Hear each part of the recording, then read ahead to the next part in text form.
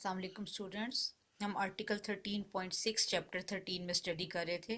हमने एक class reactions की ख़त्म कर ली थी जिसमें कार्बोक्सिलिक एसिड का खाली हाइड्रोजन इन्वॉल्व होता है। दूसरी क्लास हमने स्टार्ट की थी वो रिएक्शंस कार्बोक्सिलिक एसिड फैमिली के जिसमें पूरा का पूरा OH ग्रुप इन्वॉल्व होता है। ये वो रिएक्शंस होते हैं जिसमें अटैकिंग स्पीशीज न्यूक्लियोफाइल होती है और कार्बोक्सिलिक एसिड का पूरा OH ग्रुप किसी और ग्रुप से डिस्प्लेस हो जाता है। इसके नतीजे में क्या बनता है, प्रोडक्ट्स के तौर पर कार्बोक्सिलिक एसिड के डेरिवेटिव बनते हैं। मैं आपको पहले एग्जांपल में एसिड हेलाइड्स की फॉर्मेशन बता चुकी हूँ। आज हम नेक्स्ट एग्जांपल पढ़ेंगे इन रिएक्शंस की फॉर्मेशन ऑफ एस्टर। एस्टर्स भी क्या होते हैं, कार्बोक्सिलिक एसिड के डेरिवेटिव होते हैं। कार्बोक्सिलिक एसिड्स को जब हम अल्कोहल के साथ हीट करते हैं एसिड कैटलाइज कंडीशन में, तो कार्बोक्सिलिक एसिड अपने न्यू टाइप के डेरिवेटिव में चेंज हो जाता है एस्टर फैमिली में।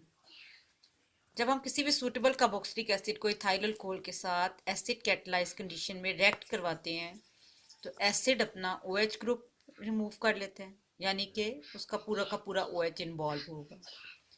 दूसरी तरफ अल्कोहल खाली अपना हाइड्रोजन रिमूव करते हैं, वाटर साइड प्रोडक्ट के तौर पर निकल जाता है। कार्बोक्सिलिक एसिड का CH3C डबल बॉन्ड O, या अगर कंबाइन करके लिखते हैं तो CH3CO। अगर आप इसका स्ट्रक्चरल फॉर्मूला देखते हैं तो कार्बन और ऑक्सीजन में डबल कोवलेंट बॉन्ड होते हैं। तो आप चाहे इसको इस तरह देख लें या इस तरह देख लें। कार्बोक्सिलिक एसिड का CH3C double bond O alcohol के OC2H5 पोर्शन के साथ कंबाइन हो जाता है। इस रिजल्टिंग प्रोडक्ट को हम कहते हैं एस्टर। एस्टर इससे पहले मैं आपको कार्बोक्सिलिक एसिड की प्रिपरेशन में भी समझा चुकी हूँ। कार्बोक्सिलिक एसिड में और एस्टर के फार्मूले में सिर्फ ये फ़र्क होता है कि एस्टिक एसिड में CH3C डबल ऑक्सीजन के बाद हाइड्रोजन लगा हुआ होता है। इसमें CH3C डबल बॉन्ड O फिर O यानी दो ऑक्सीजन के साथ हाइड्रोजन की बजाय एक और अल्काइल रेडिकल लगा होता है। तो ये जो एस्टर्स होते हैं ये कार्बोक्सिलिक एसिड के वो डेरिवेटिव हैं जिनके अंदर OH की जगह अल्कोहल से कौन सा ग्रुप आ जाता है, OH रिमूव होने के बाद अल्कोहल का OC2H5। अब ये जो ग्रीन पोर्शन शो हो रहा है ये अल्कोहल का OC2H5 है और एसिड का जो है वो CH3CO पोर्शन है। मैंने आपको पहले भी बताया था कि एस्टर में ज़रूरी नहीं है कि ये दोनों अल्काइल ग्रुप सेम हो, ये दोनों सेम भी हो सकते हैं, ये दोनों डिफरेंट भी हो सकते हैं। तो एसिटिक एसिड से जो पोर्शन आ रहा है वो एसीटेट आ रहा है और इथाइल अल्कोहल से जो अल्काइल रेडिकल आ रहा है वो इथाइल रेडिकल है, C2H5 इथाइल रेडिकल को कहते हैं। इस पूरे एस्टर का नाम इथाइल एसीटेट होगा। तो कार्बोक्सिलिक एसिड ने इस रिएक्शन में अपने पूरे OH को रिमूव किया, अल्कोहल ने अपने हाइड्रोजन को रिमूव किया, वाटर साइड प्रोडक्ट के तौर पर निकल गया। OH की जगह अल्कोहल का OC2H5 जब इस कंपाउंड में आ गया तो इसने रिजल्टिंग जो कंपाउंड है इसको कार्बोक्सिलिक एसिड का डेरिवेटिव मानते हुए हम एस्टर फैमिली का मेंबर कहेंगे। इससे पहले हमने क्या पढ़ा था कि अगर हम PCl5 या थायोनिल क्लोराइड के साथ एसिटिक एसिड को रिएक्ट करें तो OH की जगह PCl5 या थायोनिल क्लोराइड का क्लोरो ग्रुप ले लेता है, जिसकी वजह से एस्टर की बजाय जो कार्बोक्सिलिक एसिड की डेरिवेटिव क्लास बनती है वो एसिड हेलाइड कहलाती है। अब ज़्यादातर ये क्वेश्चन लॉन्ग में एग्जाम्स में पूछा जाता है, मैकेनिज्म या स्टेप वाइज डिटेल भी पूछी जाती है। आपको मैंने पहले भी बताया कि एसिड कैटलाइज कंडीशन में ही ये रिएक्शन कंप्लीट होता है। एसिड कैटलाइज कंडीशन इसके लिए क्यों चाहिए होती है, क्योंकि इथाइल अल्कोहल एक वीक न्यूक्लियोफाइल में से एक है। जब तक एसिटिक एसिड की ऑक्सीजन की प्रोटोनेशन नहीं होगी तब तक कार्बन का इलेक्ट्रोफिलिक करैक्टर नहीं बढ़ेगा। यहाँ पे कार्बन इलेक्ट्रोफिलिक तो इन नेचर है, लेकिन हमें प्रोटोनेशन की ज़रूरत है ताकि इसका इलेक्ट्रोफिलिक करैक्टर मज़ीद बढ़ जाए। इससे पहले वाले पिछले चैप्टर में मैं बता चुकी हूँ आपको कि जो पाई बॉन्ड है ये ऑक्सीजन के ऊपर जब शिफ्ट होता है तो कार्बन की वैलेंसी 3 रह जाती है, जिसकी वजह से कार्बन के ऊपर कंप्लीट पॉजिटिव चार्ज आ जाता है और इसका ऑक्सीजन की प्रोटोनेशन हो जाने से कार्बन का इलेक्ट्रोफिलिक करैक्टर पहले से बढ़ जाता है। जब ऑक्सीजन की प्रोटोनेशन हो जाने के बाद कार्बन का इलेक्ट्रोफिलिक करैक्टर बढ़ जाएगा तो इथाइल अल्कोहल में जो ऑक्सीजन है या ये पूरा जो वीक न्यूक्लियोफाइल है ये अपने ऑक्सीजन के ज़रिए या इलेक्ट्रॉन पेयर को डोनेट करके न्यूक्लियोफाइल के तौर पर इसके ऊपर अटैक कर देगा। तो ये जो नेक्स्ट स्टेप है ऑक्सीजन की प्रोटोनेशन, कार्बन का इलेक्ट्रोफिलिक करैक्टर बढ़ जाने के बाद अटैक ऑफ इथाइल अल्कोहल है। तो एसिटिक एसिड उस वक्त तक इथाइल अल्कोहल को रिएक्ट करने का चांस नहीं देता जब तक कि हम एसिड कैटलाइज कंडीशन ना यूज़ करें और इसकी प्रोटोनेशन ना हो जाए। प्रोटोनेशन के बाद इथाइल अल्कोहल का ऑक्सीजन, चूंकि इसके पास लोन पेयर है, तो ये एक न्यूक्लियोफाइल के तौर पर बिहेव करते हुए इस इलेक्ट्रोफिलिक कार्बन के साथ नया बॉन्ड बना लेगा। और कार्बन की वैलेंसी यहाँ पे ऑलरेडी 4 पूरी है। जैसे ही ये नया बॉन्ड कंप्लीट होगा, कार्बन और ऑक्सीजन का पाई बॉन्ड ब्रेक हो जाएगा, ऑक्सीजन के ऊपर से पॉजिटिव चार्ज वैनिश हो जाएगा, क्योंकि उसका जो लोन पेयर पहले यूज़ हुआ हुआ था अब वो यूज़ नहीं हो रहा, उसकी दोबारा नॉर्मल वैलेंसी 2 के इक्वल आ गई है। हाँ, अलबत्ता जो इथाइल अल्कोहल का ऑक्सीजन है ये अपना लोन पेयर यूटिलाइज कर रहा है, अब इसकी वैलेंसी 3 होने की वजह से इसके ऊपर पॉजिटिव चार्ज आ जाएगा। तो अब इस वक्त एसिटिक एसिड में ये जो कार्बन है इसके ऊपर भी OH ग्रुप मौजूद है, और ये जो कार्बन है इसके ऊपर भी OH ग्रुप मौजूद है, और ये इथाइल अल्कोहल पूरा का पूरा एज अ न्यूक्लियोफाइल एक्ट करते हुए इस ऑक्सीजन के जरिए कार्बन के साथ अटैच हो गया। ऑक्सीजन के साथ ही क्यों? क्योंकि ऑक्सीजन न्यूक्लियोफाइल है और कार्बन इलेक्ट्रोफाइल है। कार्बन का इलेक्ट्रोफिलिक करैक्टर क्यों बढ़ गया? क्योंकि इस पे ऑक्सीजन की प्रोटोनेशन जब हुई तो पाई बॉन्ड ऑक्सीजन की तरफ अट्रैक्ट होगा, कार्बन के ऊपर कंप्लीट पॉजिटिव चार्ज आ जाएगा। ये कंप्लीट पॉजिटिव चार्ज वाली कार्बन ऑक्सीजन के साथ रिएक्ट करके नया बॉन्ड फॉर्म कर लेगी। इसके बाद ये जो OH ग्रुप है इसने यहाँ से रिमूव होना है, क्योंकि मैंने आपको पहले भी बताया था ऊपर ओवरऑल रिएक्शन में कि एसिड अपना OH जो है वो रिमूव करती है और अल्कोहल अपना हाइड्रोजन, और उसकी जगह अल्कोहल का OC2H5 उसके ऊपर आ जाता है। तो अब जो नेक्स्ट स्टेप होगा उसमें ये जो OH ग्रुप है ये रिमूव कैसे होगा? OH अच्छा लीविंग ग्रुप नहीं है। ये जो अल्कोहल की ऑक्सीजन है यहाँ से प्रोटॉन इसके ऊपर ट्रांसफर होगा और वो वाटर जैसे लिविंग ग्रुप में चेंज होगा। अब ये जब यहाँ से प्रोटॉन ट्रांसफर होकर इस तरफ आ जाएगा तो ऑटोमेटिकली एसिटिक एसिड के ऊपर OC2H5 ग्रुप का इजाफा हो जाएगा। H जब इधर शिफ्ट कर जाएगा तो हमें ओवरऑल रिएक्शन में क्या देखा था कि OH निकलने के बाद किस ग्रुप ने आ जाना है? OC2H5 ग्रुप ने। CH3CO एसिड का इन्वॉल्व होगा और OC2H5 अल्कोहल का। तो इस स्टेप में हमने ये देखा कि अल्कोहल का जो हाइड्रोजन आइन है वो OH को ऊपर जब ट्रांसफर होगा तो OH एक लिविंग ग्रुप वाटर में चेंज होने के बाद यहाँ से निकल जाएगा और अल्कोहल का एसिड के ऊपर OC2H5 ग्रुप आ जाएगा। ये यहाँ पर आ गया। अब नेक्स्ट स्टेप में हमने इस लिविंग ग्रुप को एलिमिनेट करना है। 4th स्टेप में ये जो वाटर है यहाँ से एलिमिनेट होगा, और एसिड जो होते हैं ना वो हमेशा सिर्फ कैटलिस्ट है। कैटलिस्ट की डेफिनेशन आप पहले भी पढ़ चुके हैं। कैटलिस्ट उस सब्सटेंस को कहते हैं जो रिएक्शन को सिर्फ स्पीड अप करने के लिए यूज हो, लेकिन रिएक्शन में कंज्यूम कभी भी नहीं होता। तो हमने ये पढ़ा था कि एसिड की ये वाले ऑक्सीजन की प्रोटोनेशन हुई है सिर्फ इस कार्बन का इलेक्ट्रोफिलिक करैक्टर बढ़ाने के लिए। जब हमारा लास्ट स्टेप आएगा तो वाटर रिमूव होने के साथ साथ ये प्रोटॉन भी यहाँ से निकल जाएगा, और OH बॉन्ड ब्रेक होने से जो इलेक्ट्रॉन पेयर है ये कार्बन और ऑक्सीजन के दरमियान शिफ्ट हो जाएगा कार्बोनिल कार्बन की फॉर्म में। तो इस तरह जो ऑक्सीजन की प्रोटोनेशन हुई थी वो रिएक्शन को खाली स्पीड अप करने के लिए, ये कार्बन के इलेक्ट्रोफिलिक करैक्टर को बढ़ाने के लिए हुई थी। ये कैटलिस्ट है इस रिएक्शन का, खाली रिएक्शन में कंज्यूम नहीं होगा, यूटिलाइज नहीं होगा, आखिरी स्टेप में फिर से रिलीज हो जाएगा। और ये जो इलेक्ट्रॉन पेयर है अंदर शिफ्ट होने से कार्बन कार्बोनिल कार्बन में चेंज हो जाएगी। वाटर के रिमूवल और हाइड्रोजन आयन के रिमूवल के बाद सिर्फ इस कार्बन के पास क्या बच रहा है? वाटर देखें हम यहाँ से निकल जाएगा तो ये कार्बन कार्बोनिल कार्बन में चेंज हो जाएगी, तो सिर्फ आपके पास पीछे क्या बच जाएगा? OC2H5। तो हमने ये देखा कि एसिटिक एसिड का जो पोर्शन है वो CH3C डबल बॉन्ड O है, बाकी OC2H5 जो है वो अल्कोहल से आ गया, वाटर और हाइड्रोजन आयन यहाँ से रिमूव हो गए, और हमारे पास फाइनली जो प्रोडक्ट आया उसका नाम है ethyl acetate. Asters industrial scale पे बहुत इंपॉर्टेंट कंपाउंड है। जो अमाइल एसीटेट एस्टर है ये बनाना के फ्लेवर के तौर पर यूज होता है आर्टिफिशली।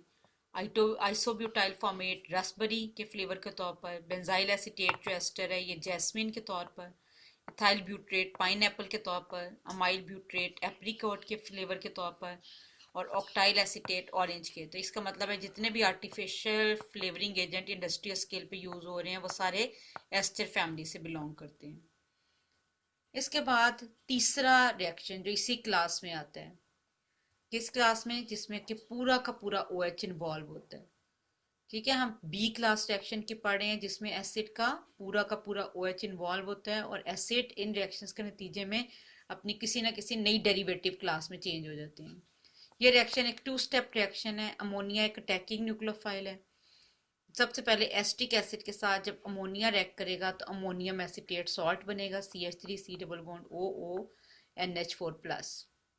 अमोनियम एसीटेट सॉल्ट को ऑब्टेन करने के बाद जब हम हीट करते हैं तो वाटर इसमें से एक्सपेल हो जाता है। 2 हाइड्रोजन अमोनियम आयन से और ये ऑक्सीजन अगर यहाँ से एक्सपेल हो जाए तो आपके पास पीछे खाली अमाइनो ग्रुप बचता है। ऐसे तमाम कंपाउंड जिसमें एसिड के OH की जगह अमाइनो ग्रुप ले ले, लेकिन ये स्टेप 2 में कंप्लीट होता है। पहले अमोनियम एसीटेट सॉल्ट बनता है और फिर जाके आपके पास ये एसिटामाइड बनता है। ऐसे तमाम रिएक्शन जिसमें OH की जगह कोई और अटैकिंग न्यूक्लियोफाइल ले ले तो हम उनको कहते हैं कि वो B क्लास के रिएक्शंस हैं। और इस ऐसे तमाम डेरिवेटिव जिसमें OH की जगह अमाइनो ग्रुप ले ले उस नई क्लास के मेंबर को हम अमाइड फैमिली कहते हैं। तो आपने बारी बारी तीनों रिएक्शंस में देखा कि हम कार्बोक्सिलिक एसिड को इन रिएक्शंस के जरिए acid halide, number 2 ester derivative में और तीसरा क्लास अमाइड में चेंज कर सकते हैं। और तीनों रिएक्शंस में एक ही चेंज आया, OH की जगह किसी ना किसी नए ग्रुप ने ली। अगर हम PCl3 और SOCl2 लेते हैं तो OH की जगह क्लोरो ग्रुप या कोई भी हेलोजन ग्रुप ले लेते हैं। अगर हम एसिटिक एसिड को इथाइल अल्कोहल के साथ रिएक्ट करवाते हैं तो OH की जगह अल्कोहल का OC2H5 ग्रुप या कोई भी अल्काइल ग्रुप जो भी अल्कोहल में होगा वो उसकी जगह ले लेगा। अगर हम इसको अमाइड में चेंज करना चाहते हैं तो पहले अमोनिया से रिएक्ट करके हम एसिड को अमोनियम सॉल्ट में चेंज करवाएंगे, जो हीट होने के बाद वाटर के एक्सपेल करने के बाद एसिड अमाइड दे देगा जो कि अमाइड क्लास का मेंबर है। अब हम इसकी, ये भी क्वेश्चन लॉन्ग में ज़्यादातर आता है तो इसमें जो है ना जितने भी स्टेप्स इन्वॉल्व हो रहे हैं स्टेप वाइज डिटेल हम इसकी अब देख लेते हैं। एसिटिक एसिड के साथ जब अमोनिया रिएक्ट करता है तो अमोनिया के ऊपर जो नाइट्रोजन का लोन पेयर है, ये नाइट्रोजन पे लोन पेयर है जिसकी वजह से nitrogen as a nucleophile act करती है। और कार्बन और ऑक्सीजन के बॉन्ड में पोलैरिटी होने की वजह से, ऑक्सीजन की ज़्यादा इलेक्ट्रोनेगेटिविटी की वजह से कार्बन पर पॉजिटिव चार्ज आ जाता है, पार्शियल पॉजिटिव चार्ज। ये इलेक्ट्रोफिलिक की नेचर होती है। नाइट्रोजन इस इलेक्ट्रोफिलिक कार्बन के साथ नया बॉन्ड जैसे ही बनाता है, कार्बन और ऑक्सीजन का पाई बॉन्ड ब्रेक होकर ऑक्सीजन पर आ जाता है नेगेटिव चार्ज। ये जो ब्लू मार्कर है ये एसिटिक एसिड के पोर्शन को रिप्रेजेंट कर रहा है और अमोनिया न्यूक्लियोफाइल को मैंने रेड से हाईलाइट किया है। जैसे ही नाइट्रोजन अपना लोन पेयर यूटिलाइज करेगा तो लोन पेयर की डोनेशन की वजह से नाइट्रोजन के ऊपर आ जाएगा पॉजिटिव चार्ज। ये बात मैं पहले भी आपको पिछले मैकेनिज्म में भी बता चुकी हूँ कि ऑक्सीजन जब अपना लोन पेयर यूज़ करते हुए प्रोटोनेशन करेगा तो उसके ऊपर 2 की बजाय उसकी वैलेंसी 3 हो जाती है। अब अमोनिया में नाइट्रोजन की वैलेंसी नॉर्मली 3 है, लेकिन जब ये लोन पेयर को डोनेट कर लेता है 4 बॉन्ड्स बन जाते हैं और डोनेशन ऑफ इलेक्ट्रॉन पेयर की वजह से इसके ऊपर अब आ जाएगा पॉजिटिव चार्ज। ये हम यहाँ पे शो करेंगे। ये जो ऊपर मैंने आपको अमोनियम एसीटेट बताया था ये इसका कंबाइन फार्मूला था और यही उसी सॉल्ट का स्ट्रक्चरल फार्मूला है कि किस तरह से ये अमोनियम एसीटेट सॉल्ट को हम रिप्रेजेंट करते हैं। CH3CO- फिर N के ऊपर 3 हाइड्रोजन और उसके ऊपर पॉजिटिव चार्ज। इस सॉल्ट को हम अमोनियम एसीटेट कहते हैं और कंडेंस फार्मूला लिखते हैं तो क्या लिखते हैं CH3C डबल बॉन्ड OONH4। ये चीज़ और ये सेम चीज़ है। अब जब अमोनियम एसीटेट सॉल्ट फॉर्म हो जाता है तो इसमें वाटर का रिमूवल कैसे होता है। मैंने आपको बताया था कि ये वाटर रिमूव करता है तो एसिडमाइड और वाटर बनता है। तो क्या किस मैकेनिज्म के जरिए ये वाटर रिमूव करता है। इसकी जो NH3 ग्रुप है इसका हाइड्रोजन या प्रोटॉन ट्रांसफर हो जाता है इस OH पर। जब यहाँ से नाइट्रोजन का प्रोटॉन ट्रांसफर होकर ऑक्सीजन पर आएगा तो नाइट्रोजन की वैलेंसी फिर से 3 हो गई, लोन पेयर इसके पास वापस आ गया, इसका तो चार्ज वैनिश हो जाएगा। लेकिन ऑक्सीजन चूंकि लोन पेयर डोनेट करके प्रोटॉन को एक्सेप्ट कर रहा है और ऑक्सीजन की वैलेंसी नॉर्मल वैलेंसी 2 की बजाय 3 अब आपको यहाँ पे नजर आ रही है, तो यही पॉजिटिव चार्ज नाइट्रोजन की बजाय किस पर आ जाएगा, ऑक्सीजन पर। फिर वाटर एक लिविंग ग्रुप, पहले OH था, OH लिविंग ग्रुप नहीं है, लेकिन वाटर में चेंज होने के बाद ये लिविंग ग्रुप में बदल गया। जैसे ही यहाँ से वाटर निकलेगा कार्बन की वैलेंसी 3 रह जाएगी, लेकिन ये साथ ही नेगेटिवली चार्ज ऑक्सीजन साइमल्टेनियसली जो है वो पाई बॉन्ड की फॉर्म में इधर शिफ्ट हो जाएगा। कार्बन की वैलेंसी फिर से 4 हो गई। पानी यहाँ से निकल जाने के बाद आपके पास जो पीछे कंपाउंड बच रहा है वो CH3C double bond O NH2 और वाटर। तो यहाँ हमें ये पता नहीं चला कि पानी आखिर यहाँ से अमोनियम एसीटेट सॉल्ट से निकल कैसे रहा है, लेकिन मैकेनिज्म स्टेप वाइज डिटेल हमें ये बता रही है कि इस एसिटिक एसिड पर अमोनिया यहाँ पे पूरा ऐड हो जाएगा और फिर नाइट्रोजन में पॉजिटिव चार्ज आ जाएगा। OH जो है यहाँ से निकलेगा कैसे, लीविंग ग्रुप बन के, और प्रोटॉन ट्रांसफर होगा नाइट्रोजन से ऑक्सीजन, फिर ये वाटर बन के जैसे ही यहाँ से निकलेगा ऑक्सीजन का नेगेटिव चार्ज इधर पाई बॉन्ड में शिफ्ट हो जाएगा और CH3 double bond O NH2 आपके पास बन जाएगा। ओवरऑल रिएक्शन और स्टेप मैकेनिज्म में यही फ़र्क होता है कि ओवरऑल रिएक्शन हमें स्टेप वाइज डिटेल नहीं दे रहा होता कि ये वाटर आखिर कैसे निकल रहा है, लेकिन ये हमें बता रहा है कि अमोनियम एसीटेट सॉल्ट क्या है, क्या उसका स्ट्रक्चरल फार्मूला है, उसमें क्या ऐसे चेंजेस आएंगे कि वाटर उसमें से निकल जाएगा। तो ये आज हमने बी क्लास की रिएक्शन भी कंप्लीट कर ली। तीसरी क्लास एक और भी होती है कार्बोक्सिलिक एसिड के रिएक्शन में, जिसके अंदर उसका पूरा का पूरा फंक्शनल ग्रुप इन्वॉल्व होता है। ये रिएक्शंस दो ही हैं हमारे पास। एक तो क्या है, कार्बोक्सिलिक एसिड का रिड्यूस हो जाना अल्कोहल में। इसमें हम लिथियम एल्यूमिनियम हाइड्राइड को एज आ रिड्यूसिंग एजेंट यूज़ करते हैं। ये अपने हाइड्रोजन के ज़रिए, ये इस lithium aluminium hydride source of hydrogen के तौर पर एक्ट करता है। ये इसका जो ऑक्सीजन है दो हाइड्रोजन के साथ वाटर की फॉर्म में रिलीज हो जाता है। अब आप देखें कि जैसे जब ऑक्सीजन इन दो हाइड्रोजन के साथ वाटर फॉर्म करेगा तो कार्बन के ऊपर दो बॉन्ड्स खाली हो जाएंगे। जो बाकी के दो हाइड्रोजन हैं वो इन पर ऐड हो जाएंगे। देखें 4 मोल्स हाइड्रोजन के ऐड हो रहे हैं। ये दो इनमें से हाइड्रोजन ऑक्सीजन के साथ मिलके वाटर फॉर्म कर लेंगे, और जो दो डबल बॉन्ड ऑक्सीजन के जो है, जब उसमें से ऑक्सीजन निकल जाएगी, दो बॉन्ड्स जो खाली होंगे उन दोनों पर दो हाइड्रोजन का इजाफा हो जाएगा। तो इसका मतलब है लिथियम एल्यूमिनियम हाइड्राइड के 4 हाइड्रोजन इन्वॉल्व हो रहे हैं। दो जो हैं वो वाटर की फॉर्मेशन में, और वाटर कैसे बन जाएगा, यहाँ से ऑक्सीजन निकलने के बाद बाकी दो हाइड्रोजन। तो उसके नतीजे में एसिटिक एसिड जो होगा वो इथाइल अल्कोहल में चेंज हो जाएगा, या आप यूँ कह लें एथानोइक एसिड एथानोल में चेंज हो जाएगा। दूसरा रिएक्शन जिसमें इसका कंप्लीट फंक्शनल ग्रुप इन्वॉल्व होता है वो है कंप्लीट रिडक्शन टू अल्केन्स। इसमें हम 6 मोल्स लेंगे HI के, red phosphorus as a catalyst use होता है। इसका ऑक्सीजन और OH दोनों ही निकल जाते हैं। जो ऑक्सीजन और OH हैं वो वाटर की फॉर्म में रिलीज हो जाते हैं। बाकी जो ये जो हाइड्रो आयोडीन है ये फ्री आयोडीन की फॉर्म में निकल जाती है।